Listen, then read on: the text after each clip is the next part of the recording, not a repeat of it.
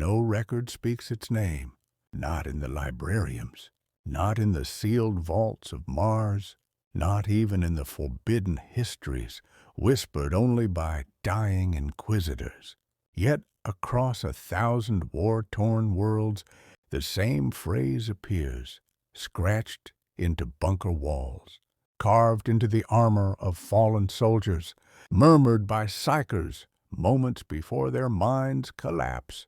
The outsider watches. You've heard of traitors. You've heard of heroes.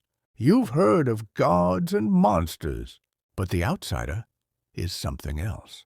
It did not rebel. It did not fall. It simply walked away.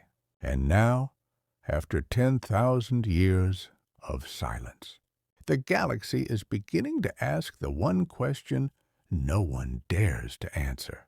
When will it return? And what will it judge us for? Stay with me until the end, because the truth of the outsider is not about power. It is about choice.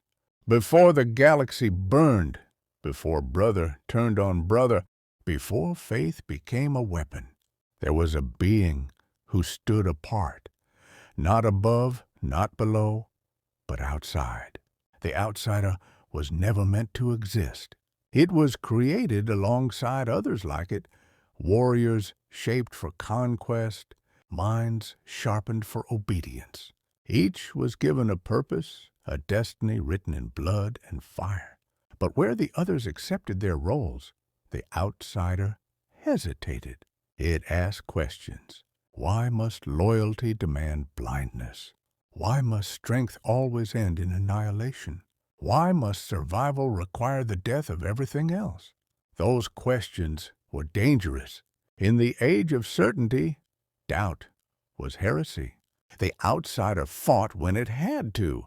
It bled. It won battles that should have been impossible. But unlike the others, it mourned the worlds it saved too late. The civilians crushed beneath victories, declared necessary. When the first great betrayal began, when brothers raised blades against brothers, the outsider was there, and it refused, not out of cowardice, not out of weakness, but because it saw the truth too clearly. This war would never end. It would only change names. So the outsider did something no one else could imagine.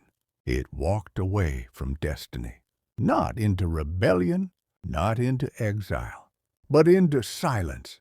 The records were erased. The name was struck from memory. Those who spoke of it vanished. And over time, the galaxy learned a comforting lie.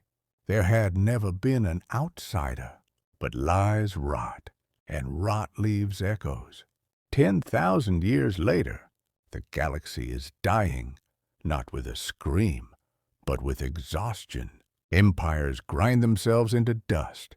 Faith is shouted louder to drown out doubt. Soldiers are born, fight, and die without ever knowing peace. And in the cracks of this endless war, something stirs. Not an invasion, not a crusade, a presence. Ships vanish without battle damage. War zones fall silent, not destroyed, but abandoned. Entire regiments lay down their weapons, claiming they felt something watching, not judging their strength, but their souls. The outsider does not return as a conqueror. It returns as a mirror. Where it walks, warriors remember who they were before the armor. Tyrants feel fear not of death, but of meaninglessness. Even gods feel observed. The outsider does not ask for worship. It does not demand obedience. It asks one question, again and again, why do you keep choosing this? And that question terrifies the galaxy more than any weapon ever could. Because if the outsider is right, if endless war is a choice, not a necessity, then the greatest enemy was never chaos or xenos or heresy. It was us. In the final moments of the story, The outsider stands at the edge of the galaxy, watching humanity struggle, rage, and hope all at once. It does not intervene, not yet, because its return is not meant to end the war. It is meant to force the galaxy to decide whether it deserves to survive it. The outsider is not a hero. It is not a villain. It is the reminder that even in the darkest universe imaginable, choice still exists. And maybe, just maybe, the day it finally steps forward will not be the day the galaxy burns, but the day it finally learns to stop.